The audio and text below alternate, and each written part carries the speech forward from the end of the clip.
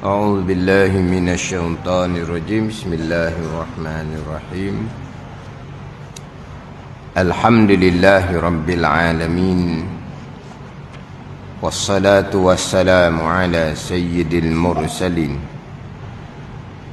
وعلى آله وصحبه أجمعين. رب اشرح لي صدري ويسر لي أمري واحلل عقدة من لساني يفقه قولي. سبحانك لا علم لنا إلا ما علمتنا إنك أنت العليم الحكيم. ولا حول ولا قوة إلا بالله العلي العظيم. Kitab Faridatul Faraid, muka surat 17, baris yang ke-14 daripada atas. Muka surat 17, baris yang ke-14 daripada atas.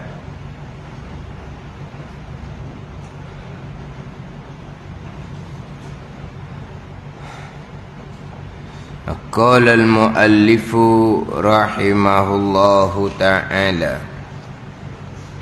wa nafa'ana bi'ulumihi amin. Dan wajib i'tiqad pula akan sabit karamah bagi aulia, wali-wali Allah. Sabit karamah ni pada ketika hidup dan kemudian daripada mati mereka itu aulia, wali-wali Allah. Dan iaitu karamah, pekerjaan yang mencarikan adah,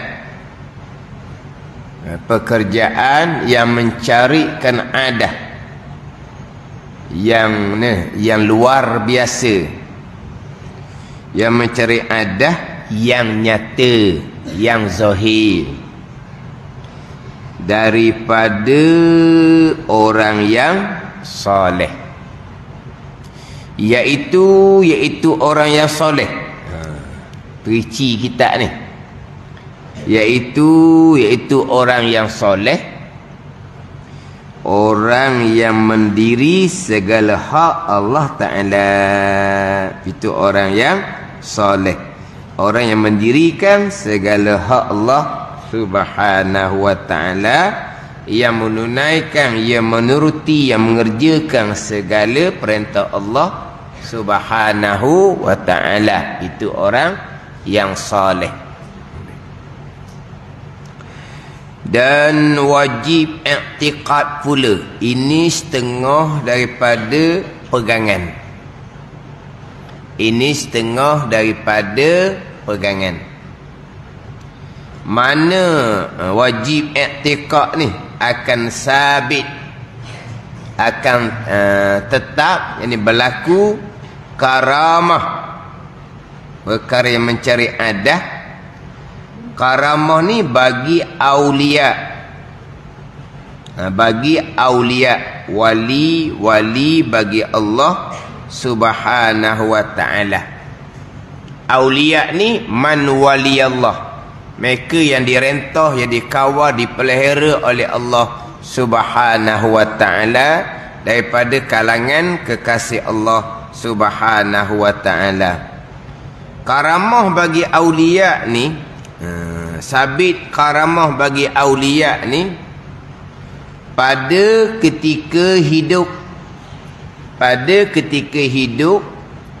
dan kemudian daripada matinya, kemudian daripada mati mereka itu mati para aulia.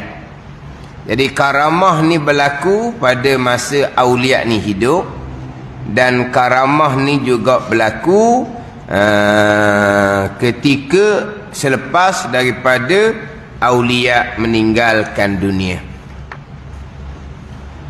Pada ketika hidup dan juga pada ketika mati para aulia. Kemudian di sini dia tak ceritalah secara detail aulia tu siapa. Dia cuma ceritanya orang soleh tu siapa. Jadi karamah ni nyata daripada orang yang soleh. Siapa orang yang soleh? Dia cerita di bawah tu. Orang yang mendirikan segala hak Allah Subhanahu wa ta'ala. Itu orang yang soleh. Sebaliknya aulia tu siapa? Aulia tu siapa? Siapa aulia? Tidak dinyatakan. Siapakah aulia? Yang disebut sebagai wali-wali Allah, wali-wali Tuhan. Siapa wali-wali ni? Dia tak cerita dalam kitab Faridatul Faraid. Ada cerita berkaitan dengan wali aulia ni dalam kitab Bidayatul Hidayah. Dalam kitab Bidayatul Hidayah karangan Syekh Muhammad Zain, didatangkan makna aulia. Didatangkan makna aulia, wali-wali ni. Dia mana dalam kitab Bidayatul Hidayah muka surat 25. Bidayatul Hidayah ni saya mengajar kuliah subuh pagi Jumaat di Masjid Nibung. Masjid Nibung. Masjid Nibung subuh Jumaat. Saya baca kitab Bidayatul Hidayah. Kitab Tauhid sifat 20. Bukan Bidayatul Hidayah karangan Imam Ghazali rahimahullah, bukan. Itu kitab tasawuf. Bidayatul Hidayah karangan Imam Ghazali, itu kitab tasawuf. Ini Bidayatul Hidayah karangan Syekh Muhammad Zain. Kitab mensyarahkan matan Ummil Barahin. Mensyarahkan matan Ummil Barahin. Yang mana Syekh Muhammad Zain ni guru kepada Syekh Daud Al-Fatani. Syekh Muhammad Zain ni guru kepada Syekh Abdul Samad Al-Falimbani. Nama-nama ulama Melayu kita kena kenal kok. Kenal pemain bola, kenal artis. Kenal pemain bola orang muda, kenal artis orang muda juga dah. Kenal artis hok veteran orang tua. Kenal sangat waktunya. Nama-nama ulama Melayu ni kena kenal lah. Syekh Daud Al-Fatani, Syekh Abdul Samad Al-Falimbani. Syekh Daud Al-Fatani tuan kitab yang kedua tu, kitab Mundiatul Musalli. Jadi pengarang kitab Bidayatul Hidayah guru kepada Syekh Daud Al-Fatani dan Syekh Abdul Samad Al-Falimbani. Yang mana di tepi kitab Bidayatul Hidayah ada nota kaki. Nota kaki itu yang ditulis oleh Syekh Ahmad Al-Fatani, tuan kitab Faridah ni. Tuan kitab Faridah Syekh Ahmad Al-Fatani, guru kepada Tok Kenali. Syekh Ahmad Al-Fatani tuan kitab Faridah, guru kepada Tok Kenali. Selepas tu dia meninggal, barulah Tok Kenali balik ke Kelantan. Maknanya kalau tu tak meninggal Mekah, dia kekal duduk Mekah, tak akan balik. Lepas tu dia meninggal, barulah Tok Kenali balik ke Kelantan. Jadi di tepi kitab Bidayatul Hidayah ada nota kaki. Nota kaki tu yang ditulis oleh Syekh Ahmad Al-Fatani. Jadi dalam kitab Bidayatul Hidayah ni didatangkan pekerjaan yang mencari adah, dipanggil menyalahi adah. Kita biasanya mukjizat karamah ni mencari adah ke menyalahi adah? hak kita biasa gunalah. Mencari adah. Kalau dengar dia orang baru, mencari, disiek ke? Kan mencari ni kan. Kain cari, tu cari tau. Kertas cari. Ke apa? Cari koyok tu lah. Mencari ke menyalahi adah. Dia kalau bahasa standard sungguh kok luar biasa. Sebab adah biasa-biasa. Adah biasa. Menyalahi adah luar biasa. Luar daripada kebiasaan. Hak biasa-biasa berlakunya begian. Luar daripada kebiasaan. Itu dia panggil luar biasa. Mencari adah, menyalahi adah. Jadi dalam kitab Bidayatul Hidayah, pekerjaan yang mencari adah, yang menyalahi adah ada 8 nama. Jadi lepas dah kitanya mukjizat. Dan saya sebut melepasnya irhas. Ni yang ketiga ni karamah. Itu kayak mencari adah. Dalam kitab Bidayatul Hidayah, karamah itu iaitu yang nyata, perkara yang nyata yang zahir pada aulia ilah. Pada aulia ilah. Siapa aulia ilah ni pula? Siapa aulia ilah? Siapa wali-wali ni? Yang kita kenalnya wali nikah je. Jadi yang kita kenal wali nikah. Sebab tu kata wali-wali ni orang puan tak bangunlah jadi wali. Apa tak ada orang jadi wali? Wali nikah. Kalau ceritanya orang puan tak bangun, tak ada wali nikahnya. Tu wali tu kita tahulah. Ni hak wali-wali aulia ni. Siapa aulia? Ni saya ambil dalam kitab Bidayatul Hidayah ni. Dan makna aulia Allah itu iaitu orang yang mengerjakan suruhan Allah Ta'ala. Ni. Surah Allah Ta'ala ni zahir dan batin lah dengan ilmu. Dan menjauhkan larangannya larangan Allah Ta'ala zahir dan batin dengan ilmu. Hak suruhan Allah dia buat belaka zahir dan batin. Larangan Allah dia tinggal belaka zahir dan batin. Dan mengetahui akan sekalian yang halal dan yang haram. Halal haram ni daripada perkataan dan perbuatan dan i'tiqad dan makanan dan minuman dan pakaian dan pendengaran dan penglihatan dan pencium dan penjabak dan perjalanan.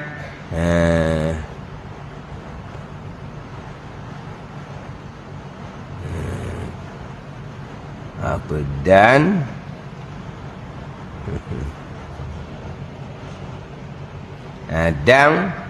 perasa dan peniduran dan lainnya daripada kelakuan dan perangai dan daripada segala kelakuan.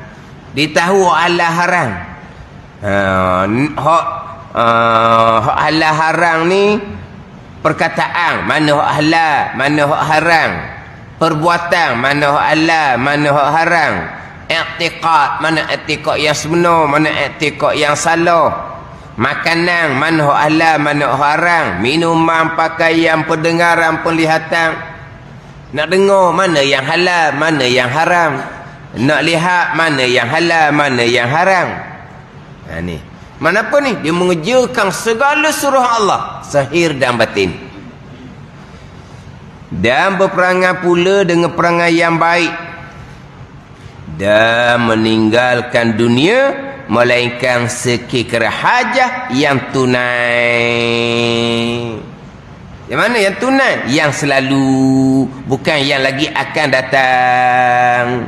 Yang lagi akan datang serah bulat-bulat kepada Allah Subhanahu wa ta'ala. Meninggalkan dunia ni dengan bahawa di hati mereka langsung tidak memandang kepada dunia. Di hati mereka tak ada langsung dunia dalam hati. Tak ada langsung dunia dalam hati. Ini orang yang meninggalkan dunia. Dunia di dalam hati. Kita macam mana dalam hati dunia ni? Mana hati dunia ni? Sepenuhnya dunia dalam hati. Ini hati orang awam. Ada ni. Dan selama-lama musyahadah dan muraqabah kepada Tuhannya pada siang dan malam dan pada tiap-tiap sekalian waktu, dan tiada mengapa zahirnya serta makhluk. Maka jika dia oleh sifat itu, maka orang itu wali Allah dan arif billah. Itu bahawa wali Allah, orang yang direntahi oleh Allah, orang yang dikasihi oleh Allah Subhanahu wa taala selama-lama, setiap saat, setiap detik musyahadah dan muraqabah akan Allah Subhanahu wa taala. Dan tiada mengapa zahirnya bersama makhluk. Zahir bersama dengan makhluk. Jadi sampai maqam kainun bainun. Zahirnya bersama dengan makhluk, tapi hatinya saah demi saah, nafas demi nafas musyahadah, syuhud akan Allah Subhanahu wa taala. Ini aulia. Permulaan maqam aulia, naik maqam musyahadah, maqam wahdatul af'al. Ni di basirahnya tidak ada, melainkan adalah perbuatan Allah. Di basirah kita diiktikad, kita berpegang semua yang berlaku adalah perbuatan Allah. Itu kita berpegang. Mereka bukan berpegang, hati mereka syuhud, memandang Allah nafas demi nafas, saah demi saah. Memandang akal Allah dengan basirah, nafas demi nafas, saah demi saah. Ini apa ni? Kurniaan Allah. Ini sampai kedudukan ni. Inilah orang yang wali Allah, arif billah. Arif billah ni orang yang makrifah akan Allah, makrifah khassah lah, makrifah aulia. Kita dalam kitab Faridah dahulu, di awal kitab bicara bab permulaan agama mengenal Allah Subhanahu wa taala. Itu permulaan agama untuk sah iman, untuk sah iman. Hak arif billah aulia ni disampai makrifah khassah, makrifah aulia, bukan makrifah ammah, makrifah orang kebanyakan. Hak ni memang kalau saya bicara bab makrifah, saya panjanglah penekanan. Sebab sekarang ni orang tak boleh nak beza antara makrifah untuk sah iman dengan makrifah khassah, makrifah aulia. Tak ada nak beza antara iman dengan maqam ihsan. Tak ada nak beza antara iman dengan maqam ihsan. Iman membenar hati. Maqam ihsan anta'budallah ka'annaka tarahu. Tu ka'annaka tarahu, seolah-olah engkau melihat akan Allah dengan basirah, dengan mata hati. Tapi orang tak faham sini, dia faham kod lain. Maknanya ihsan tu kena pakai sekerak-sekerak. Dia kata gitu. Ada orang mengajar, dia kata ihsan ni tak boleh ambil sepenuh, kena pakai sekerak-sekerak, dia kata. Tu dia salah faham, kemudian dia fitnah pula. Orang mengajar tak kata gitu. Dia salah faham, dia kata gitu, mana dah lah benda tu tak betul, jadi fitnah pula. Tak faham apa yang dinyatakan. Mana boleh hadis Nabi baca sekerak-sekerak, dia kata. Siapa baca sekerak-sekerak? Tapi kena letaklah ihsan mana, maqam ihsan mana. Kan dalam hadis Jibril tu kan, anta'budallah ka'annaka tarahu fa illam takun tarahu fa innahu yarak. Itu di awal kitab Faridah kita dahulu. Itu dua maqam ihsan, maqam musyahadah, maqam muraqabah. Bicara bab ilmu tasawuf, tak kenal maqam ihsan, maqam musyahadah, maqam muraqabah. Balik awal lah. Tapi tak kenal pun, dia akan tomoh pula orang lain. Orang mengajar, dia kata, hadis Jibril tak boleh baca habis. Kena baca sekerat-sekerat aja. Siapa ajar gitu? Kena baca habis dah hadis Jibril tu. Tapi kena huram molek. Ka'annaka tarahu, maqam musyahadah. Fa illam takun tarahu fa innahu yaraka. Kena urailah. Itu maqam muraqabah. Apa makna maqam muraqabah? Dia permulaannya antak budallah. Ni bicara ihsan dahulu. Bahawa engkau mengabdikan diri akan Allah. Mengabdikan diri akan Allah ni zahir batin. Dengan ilmu fiqh tasawuf lengkap, ilmu amal. Itu orang yang mengabdikan diri akan Allah. Atau mula-mula sekali tanpa ilmu tak panggil mengabdikan diri akan Allah. Dalam kitab Sirajul Talibin, falaulahu lam takun ibadah. Tanpa ilmu tak panggil ibadah, tak panggil mengabdikan diri akan Allah. Tapi ada pula orang dia salah faham. Kalau tak ada ilmu takkan boleh semayang. Ni orang ceramah ni. Bicara maqam tinggi lah. Bicara maqam tinggi hakikat. Tapi bila keluar mulut, kalau tak ada ilmu takkan boleh semayang. Tu khalaq bi rafi'. Orang Badui semayang 3 kali, Nabi kata kamu belum semayang. Dia tak ada ke ilmu semayang, takbir, baca Fatihah, rukuk, sujud. Ada. Tapi kenapa Nabi kata kamu belum semayang? Ini kadang-kadang ni orang yang mengelirukan orang, jadi akhirnya tak belajar fardu ain. Sebab kalau dok pandai takkan boleh semayang. Ramai orang pakai ayat ni. Sebab tukang ngajar bawa ayat gini ni. Kalau tak pandai takkan boleh semayang. Boleh semayang. Betul tak betul je. Semayang pandai belaka. Subuh 2 rakaat, zuhur 4 rakaat, rukun semayang dia 13. Pandai belaka. Tapi betul ke dak buat tu? Kalau kita kata ginilah, pandai belaka baca Fatihah. Tak ada orang Melayu tak pandai baca Fatihah. Pandai belaka baca tasyahud. Tak ada orang Melayu tak pandai baca tasyahud. Dah betul kan? Pandai bacalah Fatihah. Betul tak baca tu? Sama juga semayang pandai kasar-kasar tu. Ini masalah. Jadi mengelirukan. Hak mula-mulanya ihsan tu, mengabdikan dia kalau dengan ilmu. Barulah pergi kepada maqam muraqabah. Sentiasa memperingatkan hati kita. Allah melihat kita zahir dan batin. Buat molek-molek. Buat molek-molek dengan ilmu. Tapi masa buat tu sentiasa memperingatkan hati. Allah sentiasa melihat kita zahir dan batin. Itu dipanggil maqam muraqabah. Yang kita buat ibadah ni jadi tak comel sebab kita lupa Allah sentiasa memandang melihat akan kita.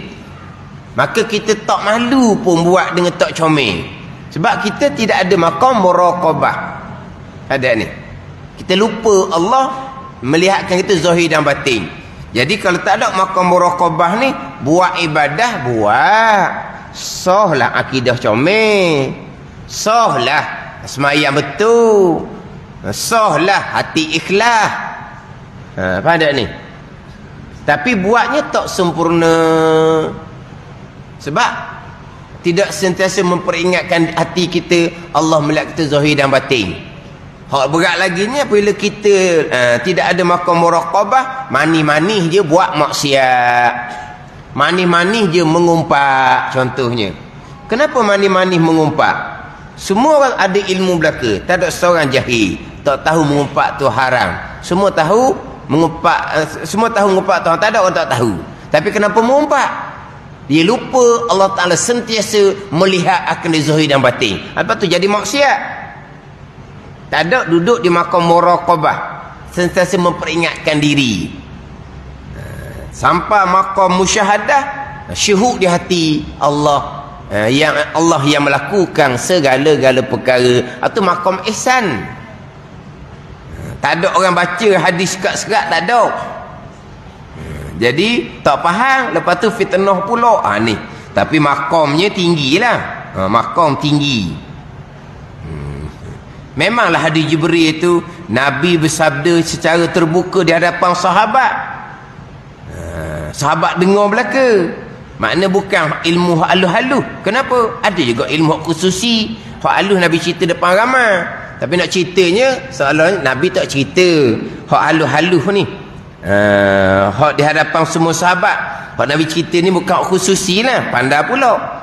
Tapi yang mengajarnya ilmu tasawuf tinggi kepada orang awam. Itu pelik ya. Nabi tak cerita ilmu tinggi-tinggi kepada semua orang sahabat. Yang berkata gitu, dia ngajar pula ilmu tinggi-tinggi kepada orang awam. Ni. Orang yang tidak ada pengajian secara secara silsilah yang lengkap. Tapi orang sekarang ni tak cerita waktu, tak cerita bab belajar kulit ke kulit. Orang sekarang ni siapa yang hebat? Orang yang ada CJ. Kita sekarang ni kan, orang yang ada CJ dalam bidang apa? Doktor dalam bidang apa? Dia nombor satu. Doktor dalam ilmu tauhid. Dia nombor satu. Orang lain mengajar ilmu tauhid pun tak ada CJ, komang lah. Dia gitu. Kalau bab syariat, dia doktor. Dia nombor satu. Dalam bab tasawuf, dia doktor. Dia nombor satu. Doktor PhD ni nombor satu. Jadi pakar dalam ilmu tasawuf, sebab dia ada doktor. Duk ngaji-ngaji pondok ni tak ada jadi pakar, sebab dia tak ada doktor. Sekarang ni gitulah. Ada ni. Dia penting kepada CJ. Sebab dia ada doktor. Dalam bidang hadis ke dia doktor. Dia hak tempat pakar. Hak biasa-biasa pondok ni tak ada lah. Gitulah sekarang ni. Jadi hak cerita bab aulia ni orang sampai maqam syuhud, maqam musyahadah ni. Syuhud akan Allah, nafas demi nafas, saah demi saah. Kita ni berpegang Allah yang menjadikan segala-gala perkara, kita berpegang. Tapi ingatan di hati kita, nampak ni Allah buat, ingat tak? Dengar ni Allah buat, ingat tak? Hidup setiap saat ni Allah buat, bukan udara, bukan nafas. Ni organ dalam berfungsi Allah buat. Memang kita berpegang, ingat ke tak? Ni semua ni duduk molek ni, tiang, tiang, dinding, siling ni. Duduk tak terbalik ni, siapa buat? Seming lah buat. Besi lah seming buat. Tu siling tu kan dia ada besi-besi, ikat tu kan, pasang ikat. Tu buat. Tak. Makhluk tak bekas. Semua duduk tegak ni Allah yang buat. Pegangan. Ingat ke tak? Tak ingat. Cerita macam ingat bukan ingat, berpegang. Ni kita ni boleh mai kat ramah ni. Sebab apa? Sebab aurah kita tertutup. Kalau tak ada pakaian, tak marilah. Malulah nak mari kat ramah tak ada pakaian. Jadi tertutupnya aurah kita, pakaian buat. Kain lah buat. Dah, Allah yang menutupkan aurah kita, bukan kain pakaian yang menutupi aurah kita. Ingat ke tak? Tak ingat. Ni pakaian lekat di tubuh kita ni. Kopiah sekebang lekat di tubuh kita, tudung lekat. Sebab apa? Kepala yang melekatkan. Baju pula bahu yang melekatkan. Kain pula kain lah. Kalau kain kilah yang melekatkan. Kalau getah yang melekatkan. Dah Allah buat belaka. Ingat. Kalau nak bilang kesemuanya perbuatan Allah, tu yang kita duk pegang. Tapi kita ingat itu panggil i'tiqad. Ni sampai maqam aulia, di basirah mereka hanya af'alullah, bukan mereka buat, bukan mereka lakon. Hak nak buat nak lakon ni, hak mengaji tasawuf hakikah dengan guru yang salah.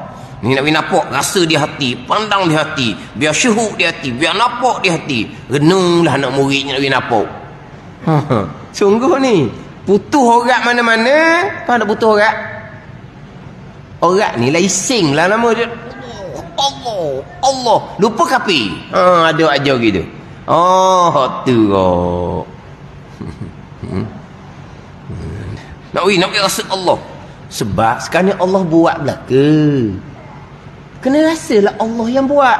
Jangan rasa makhluk. Rasa makhluk je syirik, tak ada makrifah, tak ada tauhid. Oh, ni karut marut. Ni banyak sekarang. Pelik-pelik sekarang ni. Pelik-pelik. Dalam FB pun pelik-pelik. Tu saya dah tahulah tu. Saya dah tahu, cuma moga orang-orang sekarang ni dia suka potong pendek sangat. Apa awal, apa akhir, tidak tak didatangkan. Tu tak tahulah apa benda yang nak dibicarakan. Kena sebut biiznillah.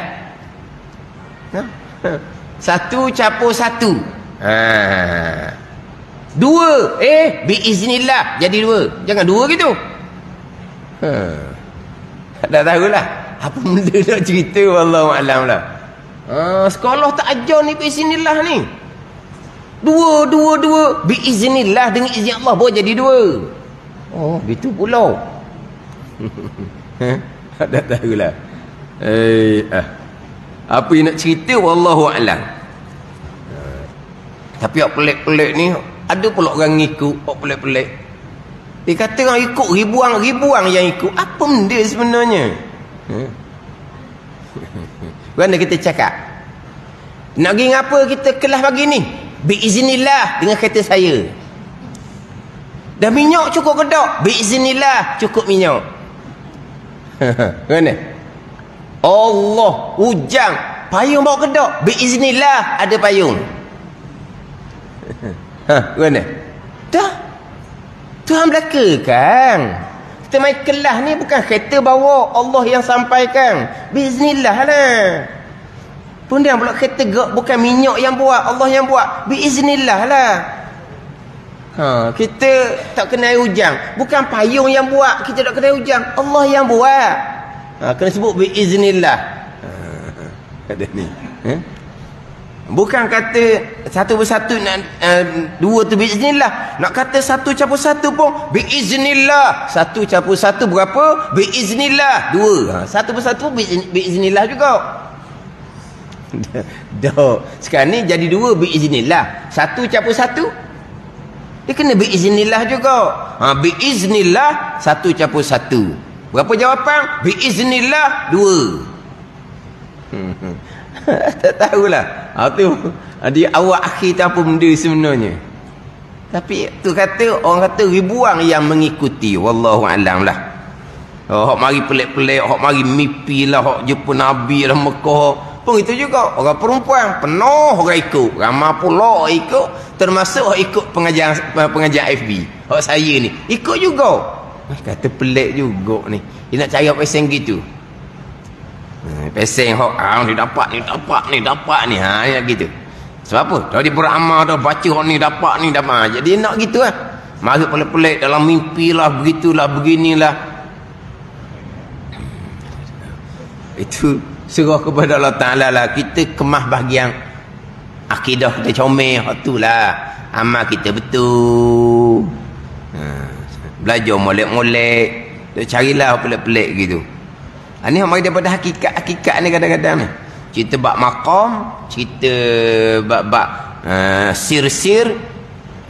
Yang cerita tu bukan guru yang sebenar, tapi orang yang ada siji, orang yang pandai berbicara, banyak membaca, banyak bahan daripada membaca, bukan daripada guru.